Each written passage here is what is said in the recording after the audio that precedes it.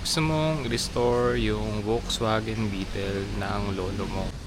I am no near expert or at least car mechanic. And kasi tatlo yung kailangan nating mabuo, no, para magkaroon tayo ng combustion. Ito yung air, yung current, and yung fuel. Para mabuo yung combustion, kailangan mangyari yun simultaneously.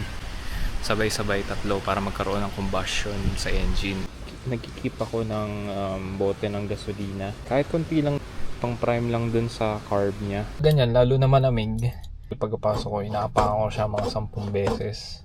Usually, hindi agad umi-start, di ba? Pagka 3 beses na, ganyan pa rin. Lalagyan ko ng gas sa likod.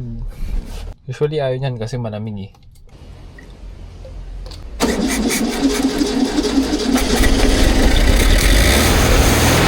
Mahalaga rin, check nyo tong fuel filter kasi pagka may mga bumabara-bara dyan, mahirapan humigop ng gasolina na malinis yung yung carb. Yan.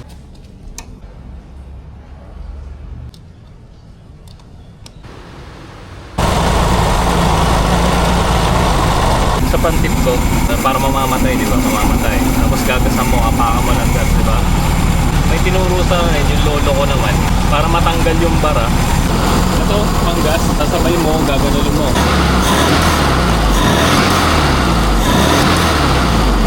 Yung takbo niya naging smooth na, parang hindi mamamatay, steady yung idle. Yung bara natanggal, steady siya sa 1000 RPM. Na-adjust yan. Ito, lakas. Taas ang RPM ito. Ito, mahina. Pero, bumaba yung RPM, mamamatay. Balik natin. Minsan kasi nagbabara yung injector. Pwede mong sundutin to ng copper wire. Sundutin mo siya tapos hipan mo para matanggal yung bara. If nagustuhan niyo yung content natin today, please like, share, and follow. And of course, thank you so much for tuning in. See you on the next one.